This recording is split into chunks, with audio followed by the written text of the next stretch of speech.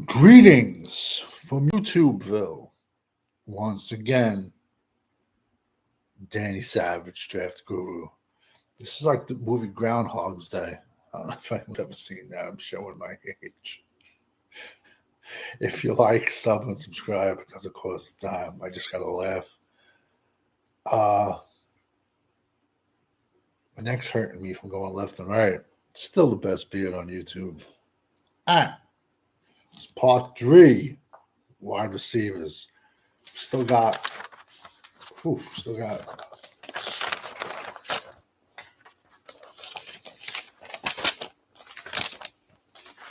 Still got a lot of pages to go before we get to. Wow, we got a lot of pages to go before we get to part 4. Yeah, we're pretty thick. So, first kid, Dion Burks, Oklahoma. 5'10", 190. He really didn't do much last year. He had like 3 catches last year. He's a junior, and he broke out for three touchdown catches over the weekend. Granted, it was against Temple. So before we put this kid into Canton, let's slow down because Oklahoma has a wealth of wide receivers on their roster and a good running back and a running quarterback. I take that back. A quarterback who can pass the ball and run. So let's just not put this kid in Canton yet. Next kid, Bo Collins, Notre Dame. He's a Clemson transfer. This kid's a little bit bigger, 6'3", 205, 4-year starter. So he's coming over from Clemson. Notre Dame's got new wide receivers. They got Leonard Riley. They went to College Station, and they showed up this past Saturday night. So Notre Dame is a sneaky team to watch this year. They just are.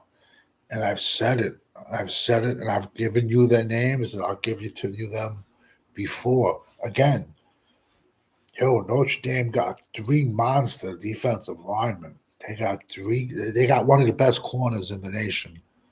They got 2 monster defensive tackles, a monster edge, an older linebacker, but they got talent this year, and they got Riley Leonard at quarterback. I like their backup, Steve Agnello. He's a local kid actually. I've seen him play in high school, and he's a sophomore, and he's the backup on that team. And if anything happens to him, anything happens to Riley Leonard, he's a more than capable young kid who can step in. And I don't wish anybody gets hurt at all. I never do. But God forbid that happens and he steps in and becomes a star. Where'd you hear that first? Here. And then I can produce this video. And next kid, Jamal Banks, Nebraska. 6'4", 205. He's a Wake Forest transfer. Last year, he had 42 catches for over 700 yards, 10 touchdowns. Nebraska no longer is 3 yards in a cloud of dust.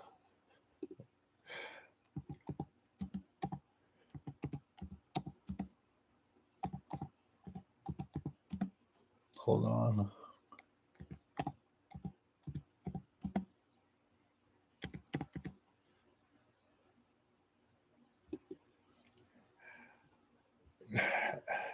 had to reply. Saturday night, Cowboys Corner, 10 p.m. Central, 10:30 p.m. Central. He's always on, talking crazy. Anybody, subscribe, jump in. It's a good group of guys. It's a fun group of guys. Everyone's honest, and it's a fun time. It's a fun time. So everybody jump in on Saturday nights for Cowboys Corner. It is sub and subscribe. So, like I was saying, Nebraska is no longer 2 yards and a cloud of dust style team. This week, they play the mighty Colorado Buffaloes. And I got a feeling there's going to be a lot of upset Buffalo fans at the end of the day, I think, because they barely got past North Dakota, So he's a kid, Jamal Banks, to watch out for. But it's crazy. It seems like every couple of years, like every 10 years, Nebraska puts out a decent wide receiver. I mean, I'm not saying this kid is the one, but they once in a blue moon, they put out a good wide receiver. It's like once in a blue moon, let's say, I was going to say once in a blue moon, Penn State puts out a good running back, but ironically, this year they got two monsters at running back, so I ain't gonna say that. Next kid is Elijah Badger, Florida. He's another kid. He better step up. It was only game one, but Arizona transfer, 6'2", 190. Last year, he had 70 catches for over 725 yards and 3 touchdowns. You see, this is a perfect example of where you can be great. And I'm not saying this kid is great at all, but you can be very good at a position. But other positions along the team are going to affect you. Perfect example, this kid's a wide receiver. If Florida's offensive line is atrocious and the quarterback is getting murdered and killed, do you think this kid's stats are going to be up there? That's where the good scouting has to come into play.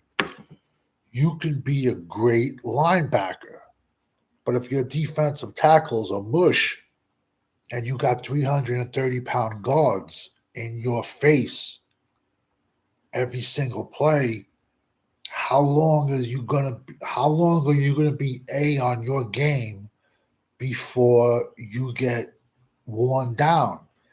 And that's not a reflection of you, it's a reflection of what's in front of you. So I was just using that kid as an example because we all saw what Florida did this past week. So that's why, you see some kids, all these kids, they think the portal, they always think the grass is greener on the other side. And a lot of times it's not. The coach is going to tell you everything you want to hear to get you to come there. When you go there on your visit, he's going to get the hottest stripper to go to your room. Not once, not twice, but 3 times to get you to come there. That's mostly like for the young recruits. These kids that are in the portal right now, they're still getting bags, but not like these young, 4-star, 5-stars that they want to really impress. But it just shows you where, perfect example, the only person, last year, Ohio State's quarterback was horrible, and he transferred to Syracuse. And as talented as he was, Marvin Harrison was like the only person on that team that could make him look anything decent. And he still didn't have the year he should have had if he would have had a quarterback. But he's about to light the NFL on fire, Marvin Harrison Jr. I said in the first round, and listen, I could be wrong.